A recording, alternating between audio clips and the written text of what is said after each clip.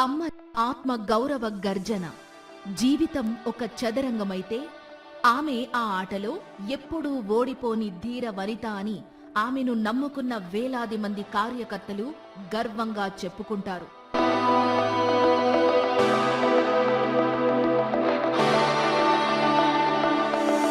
కట్టుకున్నవాడు కానరాని లోకానికి వెళ్లిపోయినప్పుడు గుండె నిండా దుఃఖాన్ని దిగమింగుకుని పసిబిడ్డల భవిష్యత్తు కోసం జనంలోకి వచ్చిన ఆ తల్లిని చూసి నాడు చేవెళ్ల గడ్డ మురిసిపోయింది. ఒక పక్క మాతృత్వం, మరో పక్క అనాథలైన వేలాది మంది కార్యకర్తల భవిష్యత్తు రెండింటినీ భుజాలపై మోస్తూ ఆమె అమ్మగా మారిన తీరు ఒక చరిత్ర. నిప్పు కణిక లాంటి గతం, అభిమానుల గుండెల్లో కొలువున్న వీరత్వం.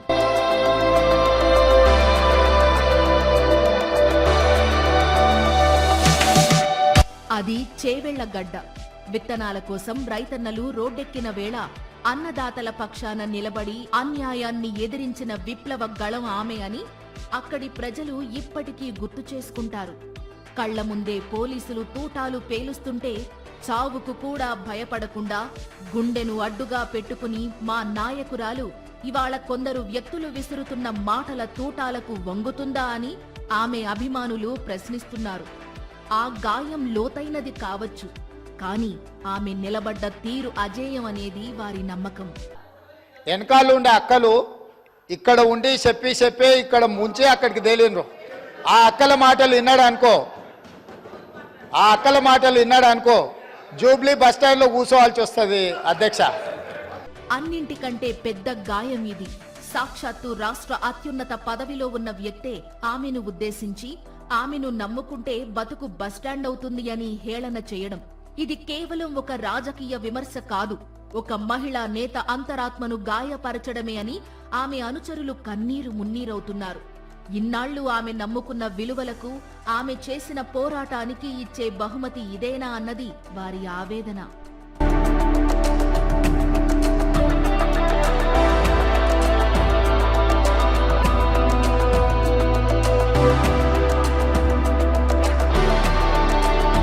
నీ అధికారం కోసం, నీ స్వార్థం కోసం కాంగ్రెస్ పార్టీ నిర్ణయం కాదని ఈ రాష్ట్ర చరిత్రలో ఎవరిని చేయలేకుండా నన్ను సిఎల్పి లీడర్గా చేస్తే అది లేకుండా చేయటం కోసం వదిలిపెట్టి టీఆర్ఎస్ పార్టీలో చేరినటువంటి వారు ఇవాళ బాధపడుతూ మాట్లాడుతున్న ఆవేదన చెందుతున్నా అంటే ఆవేదన చెందాల్సింది ఎవరు అధ్యక్ష?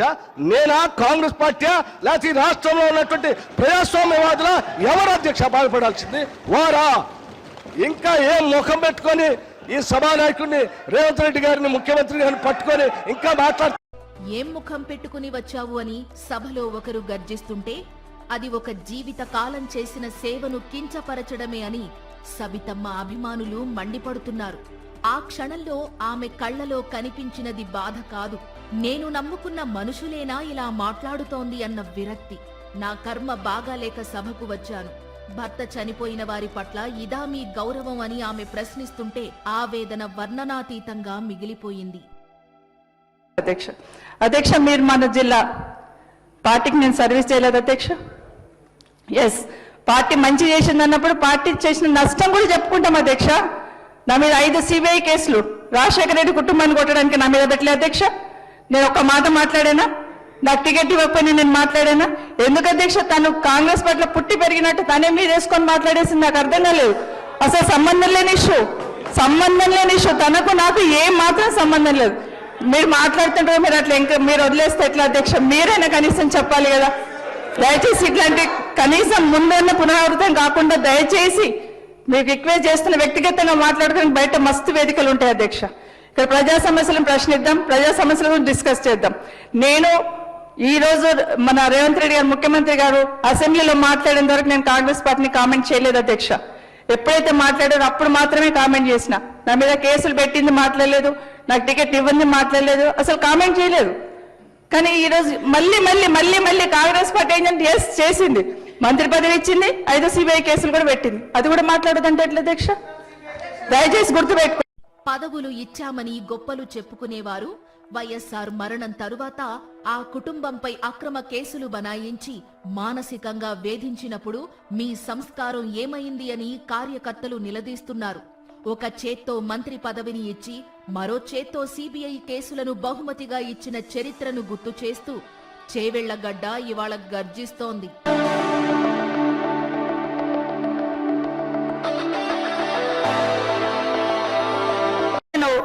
అధికారం అనుభవించి దొరసాని ఏమంటే కాంగ్రెస్ నాకేం చేసింది బాగా. ఒకరిని దొరసాని అని వెటకారం చేయడం సులభమే, కానీ ఆ పేరు వెనుక ఉన్న బాధ్యతను, ఆ పిలుపు వెనుక ఉన్న సంస్కారాన్ని విస్మరించడం దురదృష్టకరం. అడవి బిడ్డ ఇవాళ అస్త్రాలు విసురుతుంటే ఆ తల్లి మౌనంగా కార్చిన కన్నీటి చుక్కలు ఆమె అభిమానుల గుండెల్లో సెగలు రేపుతున్నాయి. అవమానాలు ఎదురవుతున్నా, హేళనలు పలకరిస్తున్నా, కాళ్లు వాచిపోతున్నా ఆమె కూర్చోలేదు. ఎందుకంటే అది కేవలం నిరసన కాదు, అది ఒక అలుపెరుగని పోరాటమని ఆమెను చూసి కార్యకర్తలు స్ఫూర్తి పొందుతున్నారు.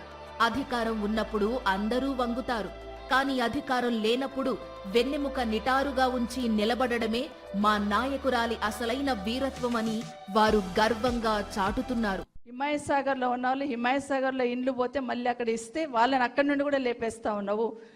5 కిలోమీటర్ల దూరంలో ఉన్న భూములను కూడా లాక్కోవాలని చూస్తూ ఉంటే మేము తమాషా చూసుకుంటూ కూర్చుంటామా? అది మా ప్రాంతం, మా వాళ్ళు. ఏదో ముఖ్యమంత్రి వచ్చి బ్లాక్మెయిల్ చేస్తున్నాడు, బెదిరిస్తుండంటే వణికిపోవడానికి ఎవరు సిద్ధంగా లేరు. ఖచ్చితంగా ప్రజా సమస్యల పట్ల ప్రజల కోసం మా బాబు చెప్పినట్టు కోర్టుకు కాదు ఎంత దూరమైనా పోతాం అనేది మరొకసారి మనవి చేస్తూ, పార్టీ కూడా ఆ విధంగా అండగా ఉన్నందుకు బీఆర్ఎస్ పార్టీ తరఫున గౌరవ ముఖ్యమంత్రి కేసీఆర్ గారు, అదేవిధంగా ముఖ్యంగా మా కేటీ రామారావు గారు కానీ హరీష్ రావు గారు కానీ ఎప్పుడు మూసీలో ఉన్న చిన్న సమస్య వచ్చిందన్న పరిగెత్తుకొచ్చి భరోసా ఇచ్చే ప్రయత్నం చేస్తూ ఉన్నారు. అమ్మ ఏడిస్తే ఆ ఇల్లు చల్లగా ఉండదు. ఇవాళ సభలో ఒక మాతృమూర్తిని ఏడిపించిన తీరును రాష్ట్రం గమనిస్తోంది. చేవెళ్లలో రైతుల కోసం చిందించిన చెమట చుక్క నుంచి ఇవాళ అసెంబ్లీలో కారిన కన్నీటి చుక్క వరకు ఆమె ప్రయాణం ఒక నిరంతర యుద్ధం. అవమానం ఒక ఆయుధమైతే మా అమ్మ చూపిన సహనం ఒక మహాయుద్ధం. సబితమ్మ ఓడిపోలేదు, తన మౌనంతో గెలిచింది అని ఆమె అభిమానులు బలంగా నమ్ముతున్నారు. రాజకీయం ఇవాళ ఒకరి వైపు ఉండొచ్చు, కానీ కాలం ఎప్పుడూ బాధితుల పక్షానే నిలబడుతుంది. గాయపడిన గుండెతో ఆమె ఇచ్చే పిలుపు కోసం రంగారెడ్డి జిల్లా ఎదురు చూస్తోంది. ఆత్మగౌరవ పోరాటంలో సబితమ్మ మళ్లీ తన విశ్వరూపం చూపిస్తుంది అంటూ క్షేత్రస్థాయిలో కార్యకర్తలు ఒక నిశ్శబ్ద గర్జన చేస్తున్నారు. 45 ఏళ్ల నుండి అదే రంగారెడ్డి జిల్లా ప్రజల ఆశీర్వాదంతో అక్కడ సేవలు అందిస్తూనే ఉన్నాం. రంగారెడ్డి జిల్లా ప్రజలు, రంగారెడ్డి వాళ్లకు ఏ చిన్న ఇబ్బంది ఉన్నా చీమ చిట్టుకుమన్నా ఖచ్చితంగా మా బాధ్యత.